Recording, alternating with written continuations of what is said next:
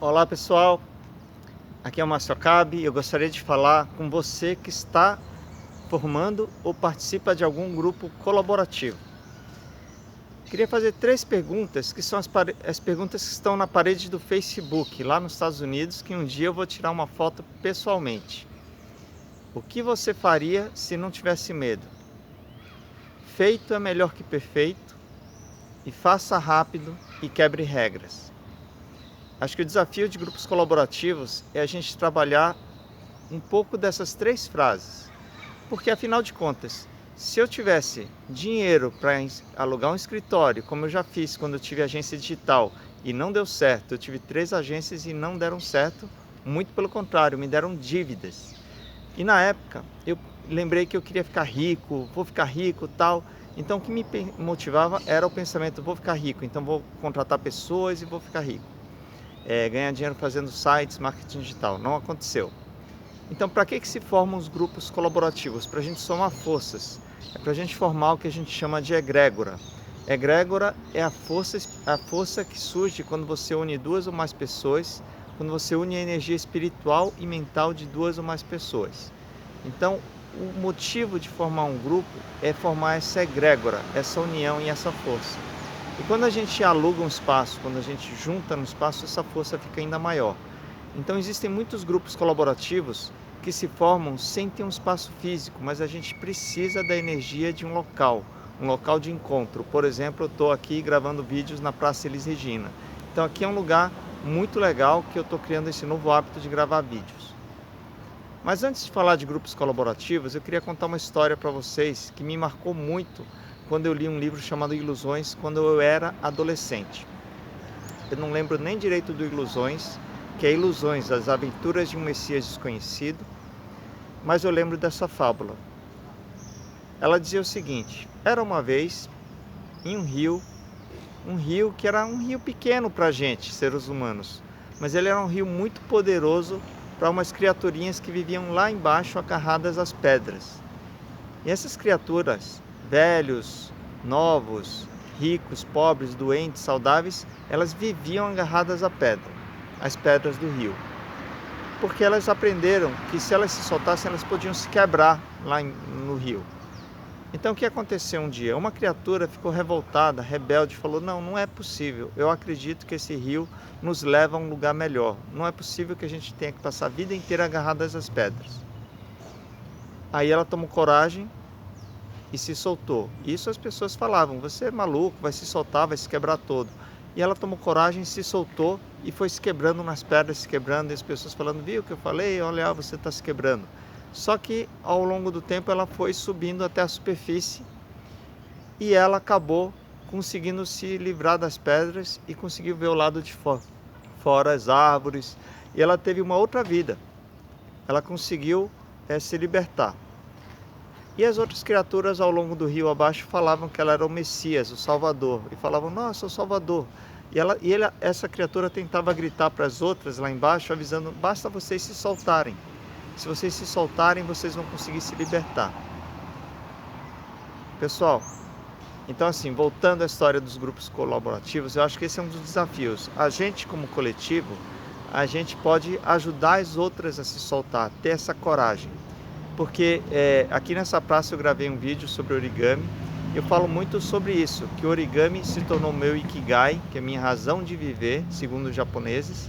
E eu tive uma intuição aqui nessa praça, uns 2 anos atrás, quando eu fiz 49 anos, que eu precisava focar em algo que eu faria de graça o resto da vida.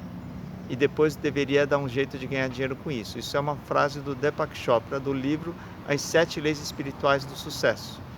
E aí eu me soltei. Aí eu tive essa intuição. Só que eu tive a coragem de falar: vou investir no origami, vou investir. Fiquei mais de 1 ano sem ganhar dinheiro com origami. E hoje o origami é uma das minhas principais fontes de renda. E é um talento, é uma paixão de infância que eu tenho. E essa é uma das crenças limitantes que colocam na gente também. Não transforme sua paixão em negócio. Então a gente tem muitas crenças que vão se colocando ao longo do tempo. Mas uma delas, que eu acho que é uma das piores, não uma delas, não é nem legal usar a palavra piores, porque tudo que a gente tem é feito para a gente aprender. Então a gente precisa primeiro se livrar do passado, para a gente conseguir construir no presente o futuro. E uma das crenças, algumas crenças são competição e escassez. Nossa, se eu conseguir essa oportunidade, eu não vou compartilhar com tal pessoa. Então, falando de grupos colaborativos, é uma tendência ter serviços, isso é natural. Mas também ter produtos é uma das questões. Inclusive, o motivo de eu estar organizando um grupo na Vila Mariana, aqui em São Paulo, esse vídeo vale para qualquer grupo, mas eu estou organizando agora um grupo colaborativo na Vila Mariana, aqui em São Paulo. Então, uma das ideias, vamos supor, eu quero montar um ateliê de origami, vai ser o primeiro ateliê colaborativo de origami do Brasil. Que eu saiba, não tem outro. Tem ateliê de origami, mas talvez não colaborativo, onde você chega lá e dobra e aprende junto. Então a ideia não é ter cursos fechados de origami. Toda quarta-feira, por exemplo, a Leila Grillo, que é uma das pessoas que está no grupo, tem o Ayrton Okumura, o Johnny Gami, fera do origami também. A gente vai fazer origami lá. Mas por que eu estou falando isso? Vamos supor um exemplo. A pessoa vai dar um curso de arte terapia, como o Alexandre Cassis, ou storytelling, como o Alexandre Camilo. A gente pode colocar como brinde uma luminária. Olha só, pode dar como brinde a luminária, ou pode dar como brinde o curso. Ou o contrário também. A pessoa pode falar, poxa, eu quero fazer o curso de origami. Mas eu posso falar, então você ganha como bônus o curso de storytelling do Alexandre Camilo. Então a gente pode compartilhar. Então esse é um dos motivos de você fazer tudo num espaço só. Quando você cria essa egrégora, a pessoa vai lá no curso e já sabe que pode ter outro. Esse movimento do espaço físico é muito importante. No nosso caso, a gente está dentro de outro espaço chamado espaço autoral, que é um espaço ainda maior. Mas, gente, para não ficar muito longo esse vídeo, eu queria colocar o seguinte: espaços coletivos são fundamentais.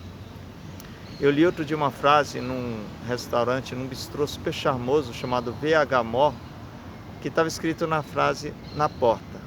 Eu nunca tinha ouvido falar da pessoa, que depois eu coloco o link aqui, é um indiano. Aurobindo, depois eu não lembro, mas a frase era ótima, era: a perfeição está no coletivo. A perfeição está no coletivo. Então, eu acredito que não tem como a gente fugir. A gente está saindo do mundo individualista para o mundo coletivo. E esses erros que acontecem na formação de grupos é natural, porque a gente está aprendendo, é um novo modelo. A gente aprendeu a viver no mundo de vestibular, competição, emprego. E a gente está indo para o mundo onde tem trabalho, tem muito trabalho, tem menos emprego. Mas é muito trabalho no coletivo, juntos. Então a gente está indo para um mundo de colaboração e abundância, como eu aprendi na Fluxonomia 4D, que é um curso de novas economias de futuro. Trabalha com economia criativa, colaborativa, compartilhada e multimoedas, que é multimoedas essa troca, essa junção. Então, pessoal, espero que tenham compartilhado. Eu acho que isso daqui era para você que está trabalhando, formando grupos coletivos, para você refletir um pouco. E para fechar esse vídeo, eu vou contar uma outra história, que é a seguinte. Vou contar curtinha, porque o Irineu Toledo tem uma versão que eu gravei maravilhosa sobre a águia e a galinha, tá bom? Mas aqui, para fechar, nos links abaixo eu vou ter os vídeos completos. Mas para fechar essa história, você pensar um pouco sobre você agora e os talentos, como que você pode despertar os seus talentos. Tinha um camponês que um dia foi na floresta e conseguiu pegar uma águia, um filhote de águia. Ele cuidou lá no galinheiro como se fosse uma galinha. E ao longo dos anos, essa águia se comportava como galinha, até que um naturalista veio visitar esse camponês e ficou impressionado, falou: nossa, aquilo é uma águia. Aí o camponês falou: não, é uma galinha, porque há 5 anos ela está vivendo como galinha, agora é uma galinha. E o naturalista, indignado, falou: não, é uma águia e ela sempre será uma águia.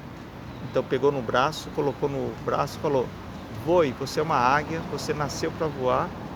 E ela caiu, voltou na galinha, voltou a andar com as galinhas. Aí falou: não, vamos tentar de novo. Aí pegou a águia, subiu no telhado da casa, colocou no braço novamente e falou: voe, porque você nasceu para voar, você nasceu com o talento e o poder do voo. E ela olhou as galinhas lá embaixo e até, entre aspas, voou. Desceu e foi lá embaixo com as galinhas. Aí, inconformado, o naturalista falou: amanhã a gente vai voltar aqui, ao nascer do sol, e a gente vai para outro lugar.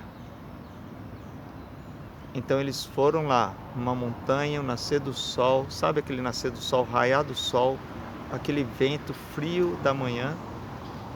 No alto de uma montanha tinha um despenhadeiro, não tinha, era um despenhadeiro onde eles foram. Ele colocou no braço a águia, bem na beirada do precipício, e a águia começou a tremer um pouco, lógico, de medo. E aí ele falou: você nasceu para voar, você é uma águia, você tem um poder, você pode voar. E a águia ainda não voou, ela ainda ficou com medo olhando lá embaixo. Até que ele direcionou a águia para a luz do sol, e a águia, sentindo aquela brisa, aquela luz do sol, aquela força, aquele calor da manhã, ela ergueu os braços, ergueu as asas e ela voou. Ela voou apesar do medo e nunca mais voltou. Então, pessoal, acho que todos temos um pouco dessa história. Eu tenho com origami, talvez você tenha com outras questões.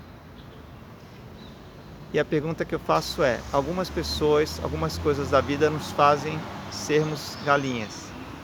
E o nosso desafio é como que a gente desperta essa águia. E eu acredito muito que essa águia pode ser despertada quando a gente junta um coletivo que trabalha em prol do crescimento do coletivo, mas também dos talentos de cada um. Então vamos ajudar a descobrir as águias que existem dentro de cada um de nós. Ok, pessoal? Espero que tenham gostado. Compartilhem esse vídeo. Se você tem um coletivo, adoraria que você escrevesse aqui embaixo no vídeo do YouTube qual coletivo você está montando. E venha conhecer o nosso coletivo que a gente está montando aqui no Espaço Autoral com TH, aqui na Vila Mariana, aqui em São Paulo. E vai ser o primeiro ateliê de origami coletivo colaborativo do Brasil. Que eu saiba, eu não conheço outros. Um abraço e até mais.